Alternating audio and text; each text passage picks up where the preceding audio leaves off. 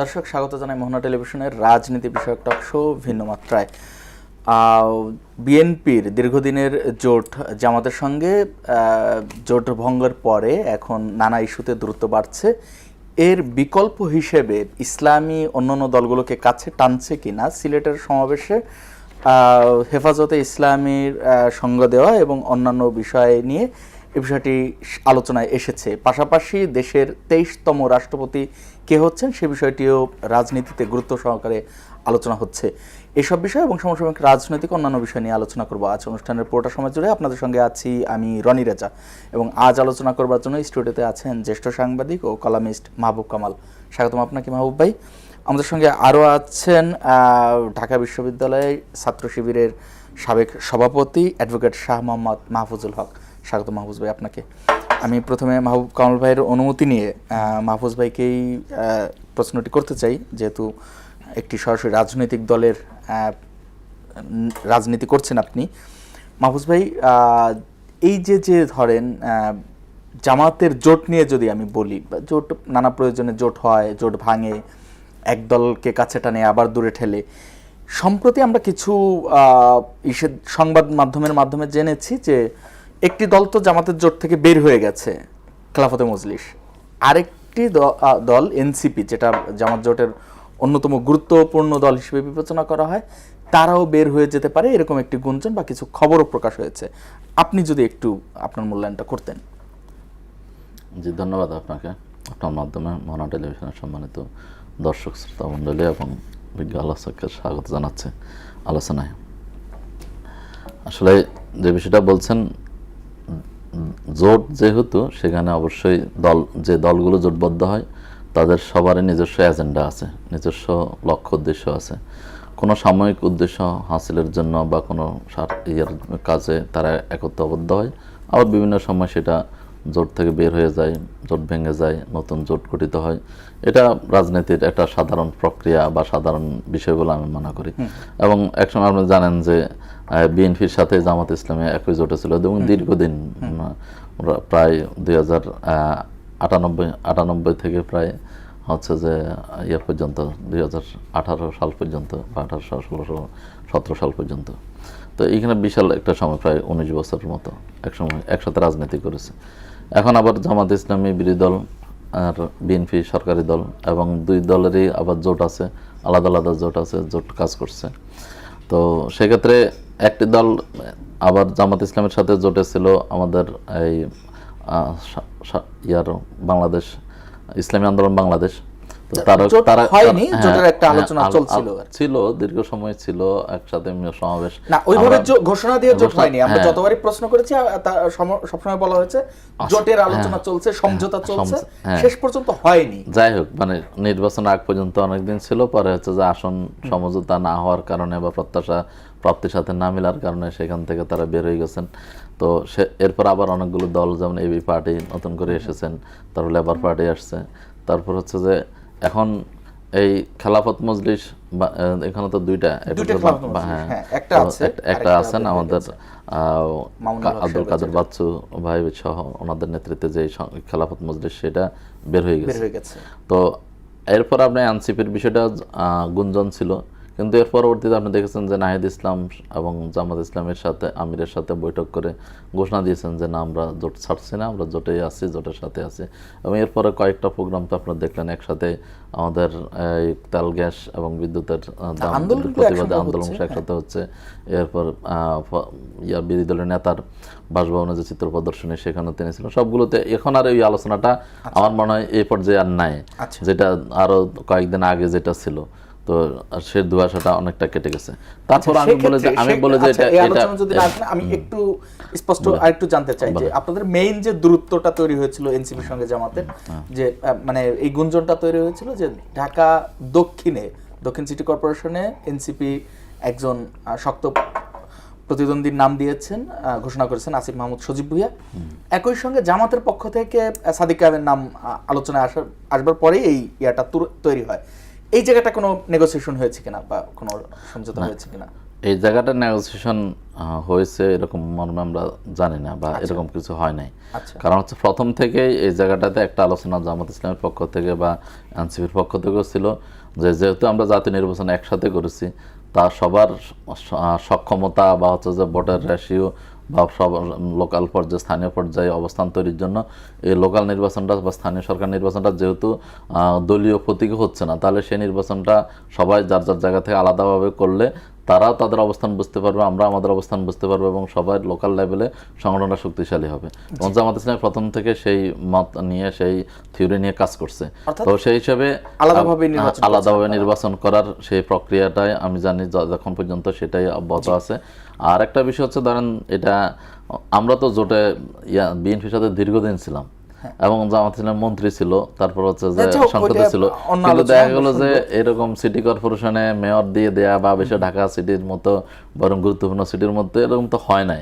তো এখন চাইলে হঠাৎ করে কেউ মানে হচ্ছে যে ঢাকা সিটিতে মেয়র দিয়ে দিবে বা না দিলে জোট থাকবে না, তো এটা তো আসলে জোটের যে আস্থা বিশ্বাসের জায়গা সেটা তো নির্ভরতার জায়গা সেটা তো হয় না। আপনারা এটা টেবিলে ঠিক করে নেবেন।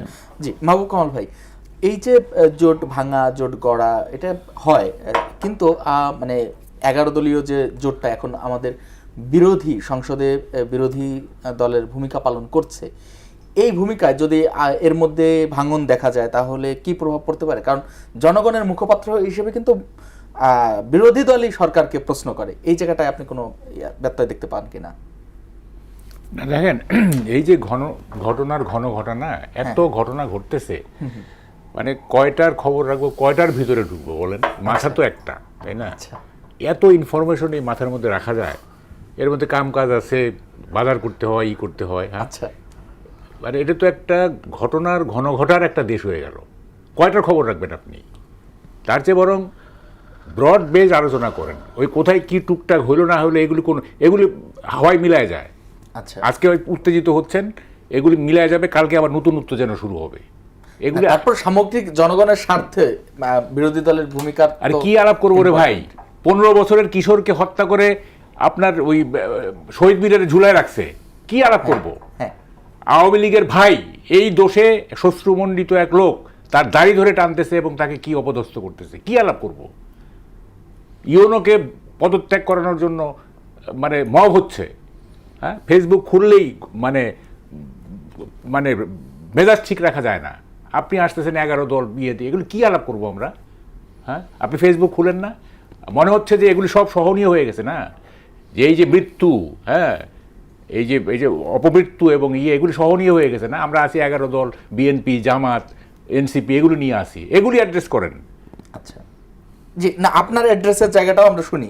দেখেন, শুনেন, এই যে এগুলি বলে লাভ নাই। হ্যাঁ, বহু দেখছি তো আমরা, হ্যাঁ, দেখতে দেখতে তো টায়ার্ড হয়ে গেছি, বিগ টক। এখন শুধু বাকি আছে ওনাদের সরিয়ে হয়ে গেছে, বাকি সব দেখা হয়ে গেছে। হ্যাঁ, আচ্ছা, এগুলি বলে লাভ নাই। না, এখন আপনি যে পরিস্থিতির কথা বর্ণনা করলেন, যে শহীদ মিনারের লাশ ঝুলিয়ে রাখা, একজন দেখেন, এই যে কি বলে যে দাড়ি না, এটা তো মুসলমানদের একটা বড় ইয়ে না, এটা একটা নিদর্শন। হ্যাঁ, এটা একটা আমাদের প্রফেটের, এটাই সে দাড়ি ধরে টানতেছে, করতেছে, হ্যাঁ, এবং কি মারতে গালে করতেছে। এই লোকটার অসহায় মানে দেখে কি এমন অপরাধ করছে রে ভাই? হ্যাঁ, কি অপরাধ করছে সে? আওয়ামী লীগের নেতার ভাই, এটাই তার অপরাধ? একটা 15 বছরের কিশোর কতটা মানে ক্রাইম করতে পারে? তার ক্রাইম করার ক্ষমতা কতটুকু? তাকে মাইরা আপনি শহীদ মিনারে ঝুলায় রাখলেন। হ্যাঁ, মব তো আমি তো বলতেছি যে দেখেন, আইন শৃঙ্খলা পরিস্থিতি আপনার ইউনূস সরকারের আমলের একই রকম আছে, কিন্তু আমি বলুন আরো খারাপ হয়েছে। আচ্ছা, আরো খারাপ হয়েছে। ফেসবুক খুললেই মব, ফেসবুক খুললেই এটা সেইটা, অমুক তমুক। না, মবের পরিমাণ কি আগে থেকে কমেনি, মানে অন্তর্বর্তী সরকার চেয়ে? আর অন্তর্বর্তীকালীন সরকারের সময় তো ধরেন যে ওইটা একটা ইন্টারিম গভর্নমেন্ট ছিল, এটা নন পলিটিক্যাল গভর্নমেন্ট না। ওইটা একটা ধরেন যে 5ই আগস্টের এত বড় একটা গণ অভ্যুত্থানের পরে এইটা কিছুটা হয়তো আপনি মেনে নিতে পারেন, তাই না? এখন একটা ইলেকটেড গভর্নমেন্ট না, 5 মাস তো হয়ে গেছে, 6 মাস হয়ে গেছে।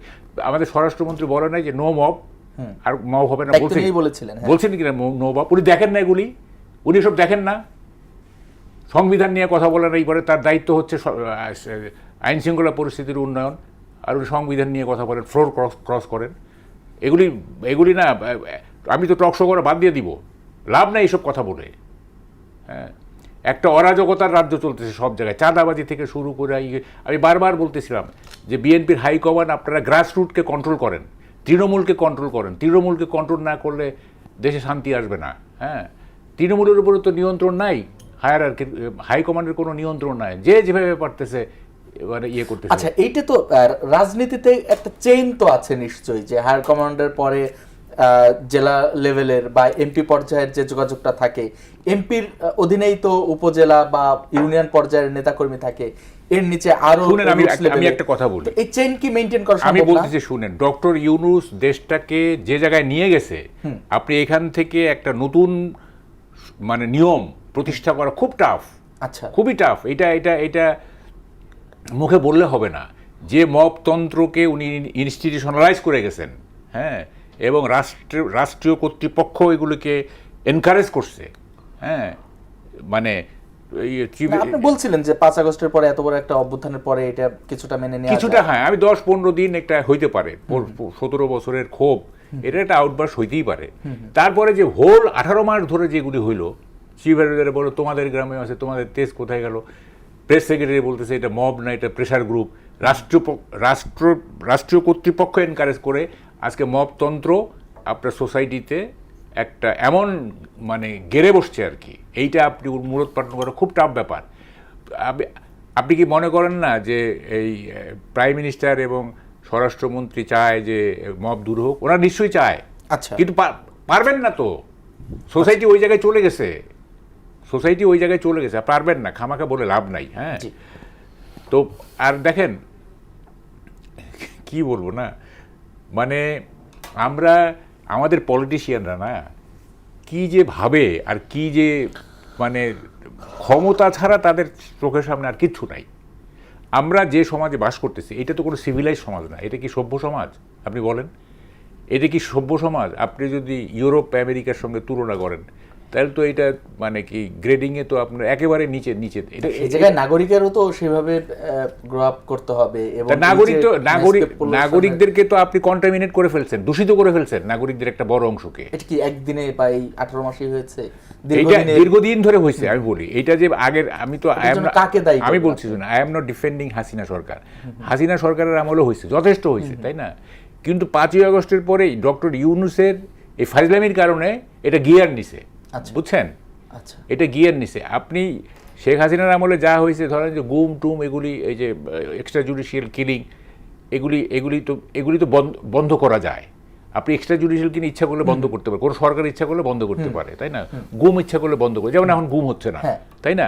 এগুলো বন্ধ করা যায়। কিন্তু আপনি সোসাইটিতে এই পাবলিকের মধ্যে যে মবতন্ত্র আপনি ঢুকাই দিচ্ছেন, এটা তো পাবলিকের কাছে চলে গেছে। এক্সট্রা জুডিশিয়াল কিলিং, শুনেন, এক্সট্রা জুডিশিয়াল কিলিং তো এখন আর আইন শৃঙ্খলা বাহিনীর হাতে নাই, এখন পাবলিকের হাতে চলে গেছে। এটা পাবলিকের হাতে চলে গেছে। ফলে এটা কি করবেন? আইন শৃঙ্খলা বাহিনীকে সরকার নির্দেশ দিলে আইন শৃঙ্খলা বাহিনী আর কোনো এক্সট্রা জুডিশিয়াল কিলিং করবে না, কিছু করবে না। তা পাবলিক যে 18 কোটি মানুষ, এই 18 কোটি মানুষের মধ্যে যে এই যে চলে গেল এই জিনিসটা এক্সট্রা জুডিশিয়াল। এটা আমরা একটু মাহফুজুল ভাইকে শুনি, যে মাহফুজুল হক, আপনার কি মনে হয় যে এই যে মবতন্ত্র কথা বলছিলেন যে মাহবুব কামাল ভাই, এইখানে আপনি কোনো সলিউশন দেখতে পান কিনা? আপনি ছাত্র রাজনীতি করেছেন এবং ঢাকা বিশ্ববিদ্যালয় একটি গুরুত্বপূর্ণ জায়গা, কিভাবে এই মবতন্ত্রটা ছড়ালো? আমরা ঢাকা ইউনিভার্সিটিতেই বোধহয় প্রথম মব দেখি ইসের পরে, 5 আগস্টের পরে, বড় আকারে একটি ছেলেকে ভাত খেতে দিতে এখনো মেরে ফেলা হয় না। এখন মবতন্ত্রের কথা যদি ভাই বলেন বা আমরা আলোচনা করি, আরো পিছনে যাইতে হবে। জি, মবতন্ত্র তো বাংলাদেশে শুরু হয়েছে, শাহবাগীরা শুরু করছে, এবং সেটাতে অনেকে সাপোর্ট টাপোর্ট দিয়ে রাষ্ট্রীয় কায়দায় সেখানে বসাইয়া, সেখানে তুই রাজাকার কতে কাদের মোল্লা বা বিভিন্ন প্রতিষ্ঠানের নাম ধরে ধরে বন্ধ করা। সেই সময় তো আমাদের অনেকেই সিভিল সোসাইটি বা সাংবাদিক বুদ্ধিজীবী তখন সে সামনে কথা বলেন নাই, এবং সেই সময়গুলোকে সাপোর্ট দিয়েছেন এবং সেটাকে জনগণের স্বতঃস্ফূর্ত হিসেবে দেখেছেন। আচ্ছা, সেটা কি মব ছিল নাকি রাষ্ট্রের প্রতি প্রেসার ক্রিয়েট করা? একটা প্রেসার গ্রুপ থাকে, সেটাও মব ছিল। সেটাকে যদি আপনি মব বলে স্বীকৃতি না দেন তাহলে সব মবের সংজ্ঞায়ন তো ঠিকমতো হবে না। এবং ধারাবাহিকতা আপনি খুঁজে পাবেন না। এবং না, হচ্ছে এখন সেখানে যেমন আমরা মব্বতে সেই সময় দেখছি যখন যে আপনি দল দেখছেন বেঁধে গিয়ে একজনকে ধরছে, হেনস্থা সেই করছে। সময় হয় নাই, হ্যাঁ, সেই সময় এটা হয় না কি দৈনিক হয়েছিল? সংগ্রামে হামলা হয় না, আসাদকে সেখানে আবুল আসাদকে সেখানে মতো সিনিয়র সাংবাদিককে সেখান থেকে ধরে নামানো হয় নাই, লাঞ্ছিত করা হয় নাই, সেখানে নয়া দিগন্তে আগুন দেওয়া হয় নাই। তো সেখানে সেই সময় সেগুলোকে মব ছিল না, না, তো অবশ্যই। সেগুলোকে মব হিসেবে তখন আমরা চিহ্নিত করছি কিনা বা সেটার প্রতিবাদ আমরা কতটুকু করেছি, সেটার তখন তো প্রতিবাদ আমরা তখন সেটা মানে না সেভাবে হয় নাই, কারণ হয়েছে, হচ্ছে তখন অল্প পরিসরে হলেও যেভাবে হওয়া দরকার সেভাবে হয় না। আচ্ছা। এবং তখন আমরা এগুলোকে উৎসাহ দিয়েছি, তখন আমরা এগুলোকে মানে হচ্ছে মুক্তিযুদ্ধের চেতনার পক্ষের কথা বলে বলে সেগুলোকে আমরা প্রশ্রয় দিয়েছি। এবং আপনি রাষ্ট্রের প্রতি প্রেশার গ্রুপ না রাষ্ট্র, সেখানে হচ্ছে যে পানি, খাবার এবং হচ্ছে সিকিউরিটি দিয়ে সেগুলোকে রেখেছে, জিয়ে রেখেছে, এগুলোকে লালন পালন করেছে এবং সেটাকে হওয়ার জন্য তাদের এজেন্ডা বাস্তবায়ন করার জন্য সহযোগী হিসেবে নিয়েছে। তো তাহলে সেই যেগুলোতে সেখান থেকে তো শুরু হয়েছে। এবং সেই সময় তো আমরা আমি ঢাকা বিশ্ববিদ্যালয় তখন শিবিরের সভাপতি ছিলাম, তখন আমরা দেখেছি ঢাকা বিশ্ববিদ্যালয়ের প্রত্যেকটা হল থেকে ছাত্র শিবির করে এই অপরাধে ছাত্রদেরকে ধরে নিয়ে এসে সেই শাহবাগের সেই চত্বরে আনে সিগারেটের আগুন দিয়ে পড়ায় দেওয়া হতো, বিভিন্ন নির্যাতন করা হতো, লাঞ্ছিত করা হতো। মানে সে অপরাধকে সে ঢাকা ইউনিভার্সিটি শিবির করে, এটা তার অপরাধ। তো তাহলে সেই সময় তো আমাদের বুদ্ধিজীবীরা, আমাদের সিভিল সোসাইটি সে সময় প্রতিবাদ করেন নাই। আমরা এবং সেই সময় ধরেন আমরা তো বাক স্বাধীনতা নিয়ে কথা বলি, তখন ধরেন বলার মতো পরিস্থিতি ছিল না। এখন কি না, এখন কথা আমি তখনও বিপক্ষে, এখনো বিপক্ষে। মব যখনই হয় সে তখনই বিপক্ষে। কথা হচ্ছে যে এখন তো বাইরে এটার কথার সাথে আমি একমত। আমরা শুধু সবকিছু আবার ডাক্তার ইউনূসকে একদম মানে হচ্ছে যে সবকিছু ডাক্তার ইউনূস করে ফেলছে, ডক্টর ইউনূসের কারণে সব খারাপ হয়ে গেছে, এটার সাথে আমি একমত না। কারণ হচ্ছে যে ডক্টর ইউনূস তো একটা অন্তর্বর্তীকালীন সরকার এবং সেটা আমরা আইনে বসাইছি। কারণ হচ্ছে ওই সময় ডক্টর ইউনূস না থাকলে আমার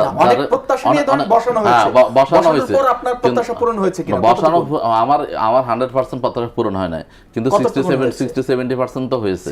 কারণ একটা ট্রানজিশনাল পিরিয়ডে ডক্টর ইউনূস যে ভূমিকা রেখেছে, হয়তো অনেকের জায়গায় সেই যে ভূমিকা রাখা সম্ভব হতো না বা টিকে থাকা সম্ভব হতো না, যে পরিমাণ প্রেশার মানে বিভিন্ন আধিপত্যবাদী শক্তির পক্ষ থেকে বা ইয়ার পক্ষ থেকে ছিল বা এই পতিত স্বৈরাচারের পক্ষ থেকে ছিল। তো সেই জায়গাতে তো একটা নির্বাচন প্রশ্ন আছে, আমাদের অপ্রাপ্তি আছে, মানে ইয়ার বিভিন্ন জনের ক্রিটিক আছে, কিন্তু সেটা তো দিয়ে একটা ট্রানজিশনাল পিরিয়ড একটা পার করে একটা স্বাভাবিক সরকার আসলো। সরকার আসছে 6 মাস, এবং সরকার তো বলেছে যে তারা হচ্ছে কি করবে, তারা হচ্ছে যে মব বন্ধ করবে। কিন্তু সরকারকে আইন শৃঙ্খলা উন্নতি করার জন্য স্বরাষ্ট্রমন্ত্রীকে যে পরিমাণ এই বিভাগ নিয়ে সময় দেওয়া দরকার, যে পরিমাণ এটা নিয়ে গবেষণা করা দরকার, চিন্তা করা দরকার, বিভিন্ন আইন শৃঙ্খলা বাহিনীর সাথে বসা দরকার, তাদের সমস্যা দেখা দরকার, তারা কতটুকু ফাংশন করতে পারতেছে না সেগুলো নিয়ে তার যে পরিমাণ মানে ব্যস্ত থাকার কথা। কিন্তু উনি তো সকল কাজের কাজে, উনি তো সব বিষয় নিয়ে দেখেন। উনি সংবিধানের কথা উনি বলেন, আইন মন্ত্রণালয়ের কথা উনি বলেন, তারপর হচ্ছে যে যেখানে যে সমস্যা সবকিছু উনি সমাধান করেন। তো এখন এটা হলে ওনার যে বিভাগ, আপনি জানেন যে একটা রাষ্ট্রের স্বরাষ্ট্র মন্ত্রণালয় হচ্ছে মানে প্রধানমন্ত্রীর অত্যন্ত গুরুত্বপূর্ণ বিভাগ, কিন্তু সেই জায়গায় যদি ফাংশনটা না করে, তিনি যদি সব জায়গা নিয়ে ব্যস্ত থাকেন, তাহলে তো উনি পারবেন না। প্রয়োজনে তাকে মন্ত্রণালয় চেঞ্জ করে দেওয়া হোক, এখানে যিনি মনোযোগ দিতে পারবেন, সবসময় এটা নিয়ে ধ্যান জ্ঞান করতে পারবেন, এরকম কাউকে দেওয়া হোক। কিন্তু সেটা না করলে তো হবে না। আর আপনি দেখেন এখন সরকার বিরোধী দল মব নিয়ে কোনো কথা বলেছে সংসদে বা সংসদের বাইরে? আচ্ছা, আজ মব নিয়ে বা আইন শৃঙ্খলা বাহিনী নিয়ে, আইন শৃঙ্খলা যে উন্নতি হচ্ছে না, এটা যে অবনতি হচ্ছে, আইন শৃঙ্খলা উন্নতি করার জন্য অনেকবার কথা বলেছে। মব নিয়ে বলেছে, মব নিয়েও বলেছে। আইন শৃঙ্খলার অবনতি মানে আপনি যদি আইন শৃঙ্খলা উন্নতি করতে পারে তাহলে তো মব বন্ধ হবে। এখন যদি মব যদি হয় সরকারের প্ররোচনায়, আপনি দেখেন বাংলাদেশ ব্যাংকের গভর্নরকে চেঞ্জ করার জন্য সেখানে মব করছে কারা? সেখানে মব করছে সরকারি দল, সেটা তো সরকার প্রোটেক্ট করে নাই, সেটাকে ইসলামী ব্যাংকে তো দখল করছে, সেটা একজনকে মানে যার ব্যাপারে অনেক প্রশ্ন আছে, স্বৈরাচারের আমার দোষর ছিল, তাকে আনি বসা দিবেন, গ্রাহকরা সেটা আন্দোলন করেছে। এরপর আপনি সেটাকে মব বলেন, আন্দোলন বলেন, বিভিন্নভাবে বলতে পারেন। এরপর হচ্ছে যে আপনি দেখেন আজকে ডাকালিয়াতে কি হচ্ছে, সেখানে যুবদল সরাসরি গিয়ে যুবদলের সভাপতির ওখানে নয়নের সেখানে কাজ কি, কিন্তু সে হেলমেট পরে সেখানে গিয়ে আক্রমণ করতেছে, সেখানে ডাকালিয়ার প্রিন্সিপাল আহত হচ্ছে, রক্তাক্ত হচ্ছে, সেখানে হলগুলো ভাঙচুর হয়ে হলে ছাত্রদেরকে থাকতে দেওয়া হচ্ছে না। আজকে ঢাকা জগন্নাথ বিশ্ববিদ্যালয় কি হচ্ছে, ডাকালিয়াতে কি হচ্ছে, সেখানে গিয়ে আইন শৃঙ্খলা বাহিনী বা সরকার এগুলো এই যে আইন হাতে তুলে নেয়, এই যে আর ভিন্ন মতের ছাত্রদের উপর বা ভিন্ন মতের উপর হামলা করা, রক্তাক্ত করা, সেগুলো নিয়ে সরকার কোনো ইনিশিয়েটিভ যদি না নেয়, মাহফুজুল ভাই, তখন মানুষ যদি নিরাপত্তাহীন বোধ করে, তখন যদি সে নিজের হাতে নিজের আইন তুলে নেয়, তখন তো অরাজকতা আরো বাড়বে। কিন্তু সরকারকে তো সে জায়গায় আইন প্রয়োগ করতে হবে, আইন শৃঙ্খলা বাহিনীকে। পরের প্রশ্ন নিয়ে আপনার কাছে আসবো। আমি একটু বলি, জি আপনি বলেন, তারপরে আমি বলি। এই যে ওনাকে বলতেছি, সেটা হলো যে আমি কিন্তু বলছি যে মব শেখ হাসিনার আমলও ছিল। আমি শাহবাগে একদিন শুধু দেখতে গেছি যে কত মানুষ হয়েছে। আমি এরপরে আর শাহবাগে ওই আন্দোলনে আমি যাই নাই। এবং কাদের মোল্লার যখন ফাঁসি মানে লাইফ টার্ম হইলো এবং আন্দোলন করে এটা আইন পরিবর্তন করেই হলো, তখন আমি লিখলাম যে মৃত্যুদণ্ড বেশি কি বলে যন্ত্রণাদায়ক শাস্তি নাকি যাবজ্জীবন কারাদণ্ড। মৃত্যুদণ্ড হয়ে গেলে তো সে আর কিছু বুঝলোই না।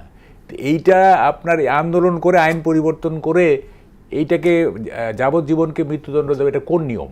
হ্যাঁ, আইন পরিবর্তন হয় আন্দোলন করে, এটা বিচার বিভাগের প্রতি ডাইরেক্ট আমি এটা লিখছি। ঠিক আছে, এবং এটা খুব মহা অন্যায় হয়েছে। আপনি তো আদালত গঠন করছেন কেন? যে সে রায় দিবে সে দোষী না দোষী। তার আদালত বলছে যে তার শাস্তি হচ্ছে কি বলে যাবজ্জীবন কারাদণ্ডের সঙ্গে তুল্য, তাই না? আপনি এটা করে আইন পরিবর্তন করে আবার দিয়ে দিলেন। আমি এটা নিয়ে লিখছি, লিখছি এটা যুগান্তরে। আচ্ছা শুনেন, কথাটা হলো মব, আমি যেটা বলতে চাইছি, আপনি তো আমার কথাটা মিস করে গেছেন। মব 16-17 বছর ছিল, কিন্তু ডক্টর ইউনূস এসে এটাকে গিয়ারে তুলে দিছে। এবং ওনার কি উচিত ছিল? উনি তো একটা কি বলে নোবেল লরিয়েট, গ্লোবাল সেলিব্রিটি, উনি জিনিসগুলিকে মানে কন্ট্রোলে আনবেন না। আপনি কি যা হয়েছে সেটাকে বাড়তে দিবেন, না যা হয়েছে সেটাকে কমায় আনবেন? আপনার দায়িত্ব কি, তাই না? কিন্তু এটা তো আপনিও বলেছেন যে উনি যে সময়টাতে আসছেন এবং সেই সময়তে ল অর্ডার বা কোন ধরনের নিয়ন্ত্রণ ছিল কিনা। আমি একটু বলি, দাঁড়ান। আপনি বললেন ল অ্যান্ড অর্ডার না, আর্মিকে কি কাজে লাগাইছে ইউনূস সাহেব? কাজে লাগায়নি তো। একটু শেষ করি। পুলিশের মোরাল ভেঙে গেছে, ওকে ফাইন। আর্মিকে কি কাজে লাগাইছে? কাজে লাগাইছে সিলেক্টিভলি। যেমন ধরেন গোপালগঞ্জে এনসিপি যখন আক্রান্ত হইল, তখন ওখানে আর্মি নির্দেশ গেছে এবং আর্মি গুলি করছে এবং কয়েকজন মারা গেছে। ওখানে তো আপনি অ্যাক্টিভেটেড করলেন, কিন্তু আপনি যখন অন্যান্য মবগুলি তো আপনি অ্যাক্টিভেটেড করলেন না। প্রথম আলো এবং ডেইলি স্টার পড়তেছে আর্মি দাঁড়ায় আছে, আপনি তো নির্দেশ দিলেন না। আপনি যে বলতেছেন যে আইন শৃঙ্খলা, আর্মি তো ছিল। ডক্টর ইউনূস অর্ডার করবে অথচ আর্মি অ্যাক্টিভেটেড হবে না, এটা হইতে পারে না, এটা হইতেই পারে না। সারা দেশে যদি আর্মি ডিপ্লয় করে উনি জাতির উদ্দেশ্যে যে এতগুলি ভাষণ দিচ্ছেন, কোনো ভাষণে কি উনি বলছেন যে মানুষকে আহ্বান জানাইছেন যে আসেন আমরা মব প্রতিরোধ করি? জানাইছেন উনি কখনো? উনি পাবলিককেও আহ্বান করেন নাই, উনি আর্মিকেও অ্যাক্টিভেটেড করেন, পুলিশের কথা গুলি মারেন। পুলিশের আমি ডক্টর হিরেন্সকে এখানে ডিফেন্ড করার জন্য ফলে এখন দেখেন এগুলি আমরা তো দেখছি ভাই, আমরা তো দেশেই ছিলাম, তাই না? আমরা তো দেশেই ছিলাম। ফলে এইগুলি বলেন না যে অবস্থায় রেখে গেছে। আমি তো বলি তারেক রহমান, আমি এখন বলতেছি টেলিভিশনগুলিতে, তারেক রহমানের জন্য আমার এখন মায়া হয় যে এই রাষ্ট্রগুলি কেন নিলেন। ওনাকে জিততে বলছে কে? হ্যাঁ, ওরা জিততো তাহলে বুঝতো আর কি মজাটা। আচ্ছা, এখন আপনারা জিতলে মজাটা বুঝতেন। ওনার ইচ্ছা জিতেননি, জনগণ ম্যান্ডেট দিয়েছে। যে রাষ্ট্র উনি দিয়েছেন, এই রাষ্ট্র পরিচালনা করা, অর্থনীতি, আপনার ফরেন পলিসি, এই যে এত বড় চুক্তি হয়ে গেছে। হ্যাঁ, ফরেন পলিসি, অর্থনীতি, রাজনীতি, সোশ্যাল সামাজিক অবস্থা, কালচারাল ডিজেনারেশন, মপতন্ত্র, এই রাষ্ট্র চালানো এত সোজা? আমি তো বলি তারেক রহমান সব দোষ মাপ। আচ্ছা জি, 23তম রাষ্ট্রপতি নির্বাচনের মনোনয়ন ঘোষণা হয়েছে। জামাতে ইসলামের পক্ষ থেকে কর্নেল অবসরপ্রাপ্ত অলি আহমেদকে প্রার্থী করা হয়েছে। জামাতের পক্ষ থেকে একজন বীর মুক্তিযোদ্ধাকে প্রার্থী করা হলো। এরপরেও জামাতের প্রতি মানে ৭১ বিষয়ে কোনো প্রশ্ন থাকে কিনা? শুনেন, প্রেসিডেন্ট পদটা কি? প্রেসিডেন্ট পদটা হচ্ছে আমাদের পার্লামেন্টারি সিস্টেমে এটা একটা সেরিমোনিয়াল পদ, এটা সিম্বলিক পদ, এটা কনস্টিটিউশনাল পদ। প্রেসিডেন্ট পদের তো এক্সিকিউটিভ কোনো পাওয়ার নাই, তেমন দু একটা আছে। এটা একটা সেরিমোনিয়াল পদ না? এই প্রেসিডেন্ট পদে এমন একজন লোক মানে প্রেসিডেন্ট নির্বাচন করা উচিত বা নমিনেশন দেওয়া উচিত যার মধ্য দিয়ে এই রাষ্ট্রের যে ইমেজ, এই রাষ্ট্রের যে আভিজাত্য, এই রাষ্ট্রের যে সম্ভ্রান্ততা, এইটা পার্সোনিফাইড হয়। আচ্ছা, ওই প্রেসিডেন্টকে দেখে যেন বোঝা যায় যে বাংলাদেশটা কেমন রাষ্ট্র। যেমন ধরেন আমেরিকাতে না, আমেরিকাতে যখন বলবেন প্রেসিডেন্ট কেনেডি, তখন আমেরিকার একটা ভাবমূর্তি তৈরি হয়। আবার যখন বলবেন প্রেসিডেন্ট ট্রাম্প, তখন আর একটা ভাবমূর্তি তৈরি হয়, তাই না? মানে প্রেসিডেন্টের এই পার্সোনালিটি দিয়েই অনেকটা বোঝা যায় যে রাষ্ট্রটা কেমন, তাই না? এখন কি বলে যে জামাত ইসলাম থেকে যে কর্নেল অলি আহমেদকে রাষ্ট্রপতি পদে প্রার্থী করা হয়েছে, না মানে কি বলে যে শুনেন, এটা কথা বললে না অনেক ধরনের কথাই বলা যায়। কথাটা হচ্ছে যে আমরা যে এই 54 বছরে যেসব রাষ্ট্রপতি পাইছি, মানে পার্লামেন্টারি সিস্টেমে, প্রেসিডেন্সিয়াল ফর্মে তো ধরেন যে জিয়া রহমান ছিল, এরশাদ ছিল, পার্লামেন্টারি সিস্টেমে আমরা যেসব প্রেসিডেন্ট পাইছি তার মধ্যে আমার দৃষ্টিতে সবচেয়ে ভালো ছিল বিচারপতি শাহাবুদ্দিন। আচ্ছা, ওই যে জাস্টিস শাহাবুদ্দিন, উনি হি ওয়াজ দ্য বেস্ট। এখন আপনি ভালো লোক পাওয়াটা খুব মুশকিল, বুঝছেন? যে একটা সত্যিকারের, আমি বলছি যে জামাতে ইসলামের বিরুদ্ধে যে মানে 71-এর ভূমিকা নিয়ে যে প্রশ্ন তোলা হয়, এইবার রাষ্ট্রপতি নির্বাচনে তাদের জোট থেকে একজন বীর মুক্তিযোদ্ধাকে প্রার্থী করাতে কিছুটা হলেও ব্যালেন্স হয় কিনা সেটা বলছি। শুনেন, এই যে মানে ওই একটা কথা আছে যে মুক্তিযোদ্ধা মানে সব সময়কার জন্য মুক্তিযোদ্ধা তা না, ঠিক আছে? আচ্ছা, বা আমি এমনও বলি যে রাজাকার যে সব সময়ের জন্য রাজাকার তাও না, মানুষের মধ্যে তো উপলব্ধির রূপান্তর ঘটতে পারে, তাই না? একজন রাজাকার যদি পরবর্তীকালে মানে বুঝতে পারে যে সে ভুল করছে এবং সে মানে প্রশ্নের ঊর্ধ্বে উঠে যেতে পারে। জামাতের ইসলামের এখনকার ভূমিকাকে আপনি কি বলছেন? জামাত ইসলামের এখনকার জামাত তো এখন পর্যন্ত কতগুলি বিষয় ক্লিয়ার করে নাই। যেমন 71-এর ব্যাপারে তাদের তো কোনো স্পষ্ট ইয়ে নেই। আমি তো ইলেকশনের আগে বারবার বলতেছিলাম যে আপনারা 3টা জিনিস ক্লিয়ার করেন, আমি ভোট দিব। আচ্ছা, একটা হলো যে 71-এর ব্যাপারে আপনি স্টেট কার্ড বলেন যে ভুল হয়েছে, মাপ চাই, স্টেট কার্ড, কোনো দ্ব্যর্থক কোনো কথা হবে না। 2 নম্বর হচ্ছে বলেন যে শরিয়া আইন করবো না, আমরা রাষ্ট্র ক্ষমতায় গেলে শরিয়া আইন করবো না।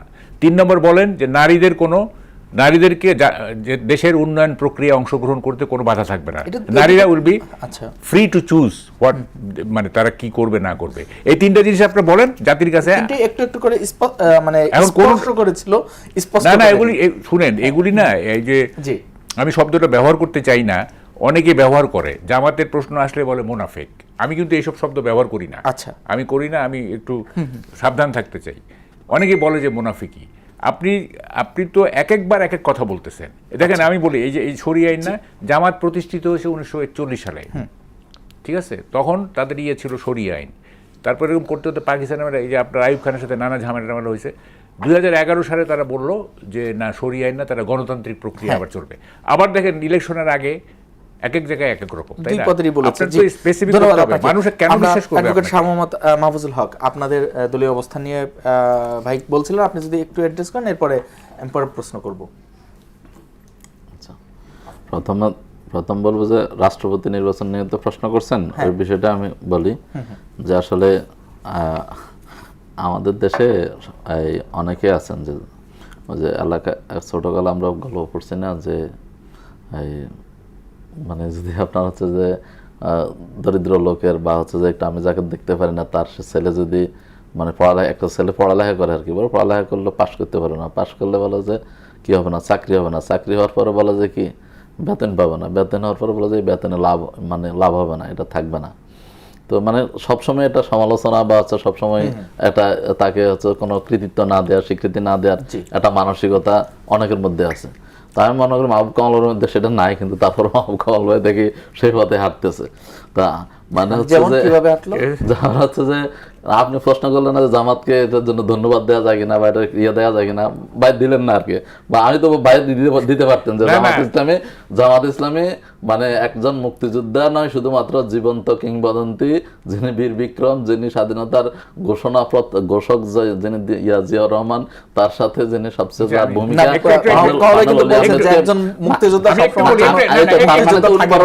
রাজাকার বানানোর মানে আমি যিনি বলি- বললেন যে একজন আমি মুক্তিযোদ্ধা বলি- মুক্তিযোদ্ধা থাকে না, তার মানে তো উনি ওনাকে রাজাকার বলবেন, না বলতে যাবেন? আমি বলি শুনেন, বলেন। আমি প্রেসিডেন্ট পদের জন্য যে গ্রেসফুল পার্সোনালিটি দরকার, এই মনোমুগ্ধকর প্লেজেন্ট, হ্যাঁ, একটা আছে না যে প্রেসিডেন্ট রাষ্ট্রের 1 নম্বর ব্যক্তি, মানে warrant of precedence he is number 1, তাই না, এবং নন পার্টিজান এবং নিউট্রাল একটা লোক, সেই ধরনের একটা গ্রেসফুল পার্সোনালিটি বাংলাদেশে পাওয়া খুব মুশকিল।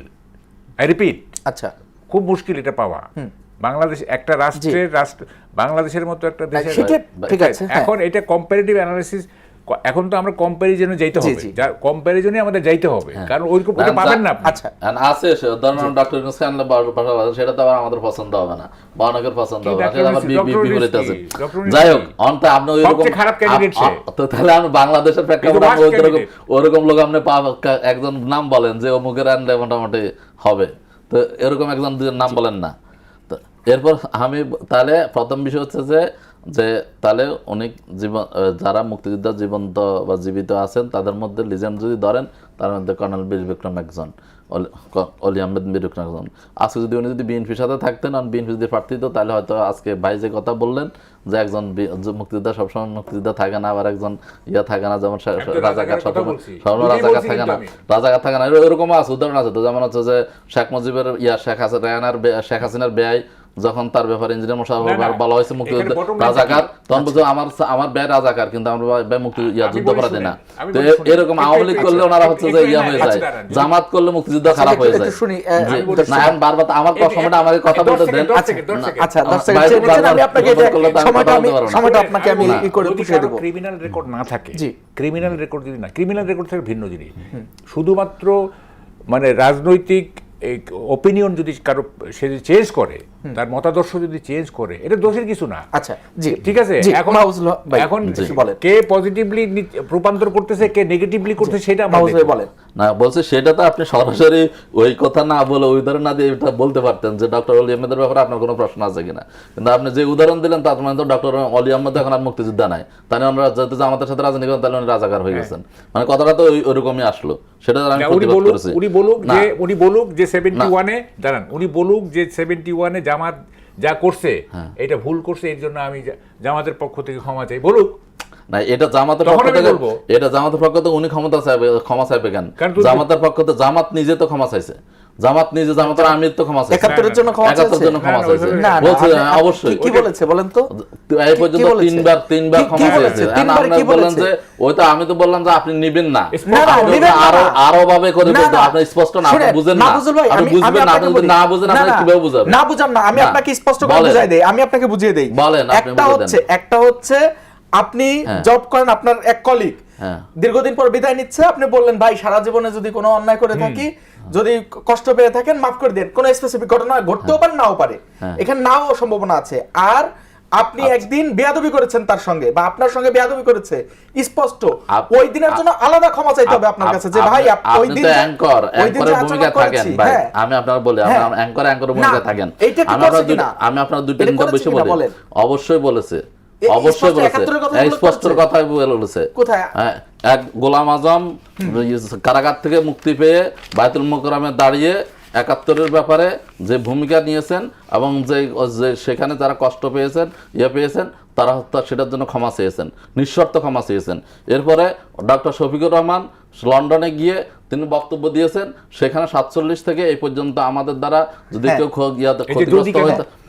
আচ্ছা, যদি শব্দটা কেন না, আমি আপনাকে বলি, যদি আপনি, আমি তো আপনার ভাষায় কথা বলতে হবে, কারণ আমাকে আমার ভাষায় কথা বলতে দিবেন না, আমাকে আমার ভাষায় কথা বলতে হবে। উনি যে ভাষায় বলছেন, হ্যাঁ, উনি ওনার ভাষায় বলছি, তো উনি বলছে যারা কষ্ট পেয়েছেন সেটার জন্য আমরা যদি কেউ কষ্ট পেয়ে হ্যাঁ, যদি কেউ কষ্ট পেয়ে থাকেন সেটার জন্য সরি।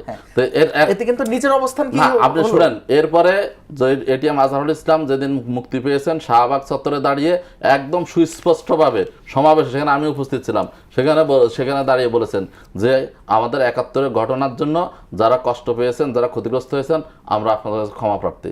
এরপরে আপনি নেবেন না, এভাবে বলছেন, এরপর আপনি নিবেন না, আপনি বলছেন আপনার ভাষায় কথা বলতে হবে, সংবাদ সম্মেলন করে করতে হবে, এরপর আমি ক্ষমা করলাম কিনা, চাইলে করুন, না করলে ক্ষমা চাইছে তো তাহলে অপরাধী ঠিক আছে, শাস্তি দিতে হবে। আপনি যদি এরকম করে বলেন তাহলে কোনোদিন এটা শেষ হবে না। এরপর কথা হচ্ছে যে 71-এর সব দায় আপনি জামাতের উপর দিয়ে দিচ্ছেন কেন? না, 71 কি আর কেউ দায় নাই? জামাতের দায়টুকু নেই, জামাতের সঙ্গে 71 আলোচনা জামাত হয়। 7 নাম্বার দল ছিল। হ্যাঁ, 7 নম্বরেই এই যে 7 নাম্বার দায় দল নিয়ে ছিল। আলোচনা হোক। 71 আপনি বলেন 71 এই যে জিয়াউর রহমান দল গঠন করলেন, আজকে জিয়াউর রহমান বিএনপি আমাদেরকে 71 তার দল গঠন করেন যখন করছে 78 সালে দল গঠন করছে, কাদেরকে নিয়ে দল গঠন করছে? শাহ আজিজুর রহমানকে। সে তো 5 বছর জেল কাটছে রাজাকার হিসেবে। সবচেয়ে বেশি বাংলাদেশের বিরুদ্ধে পাকিস্তানের পক্ষে সবচেয়ে বেশি কূটনৈতিক প্রচারণা চালিয়েছে, তাকে প্রধানমন্ত্রী বানায় নাই জিয়াউর রহমান। এরপর হচ্ছে যে মশির রহমান জাদু মিয়াকে, সে জেল কাটে নাই, তাকে নিয়ে দুই পাশে দুজনকে বসায় নিয়ে দল গঠন করে নাই। সমালোচনা আছে তো। না আমি বলি এরপর তাহলে সেটার জন্য ওনারা ক্ষমা চেয়েছে এখন পর্যন্ত, বলছেন কোনদিন প্রশ্ন করছেন? করেন নাই তো। এরপর আপনি বলেন আওয়ামী লীগের কথা বলেন, আপনি আওয়ামী লীগের কথা বলেন। আওয়ামী লীগের মধ্যে যুদ্ধাপরাধী ছিল না? ছিল।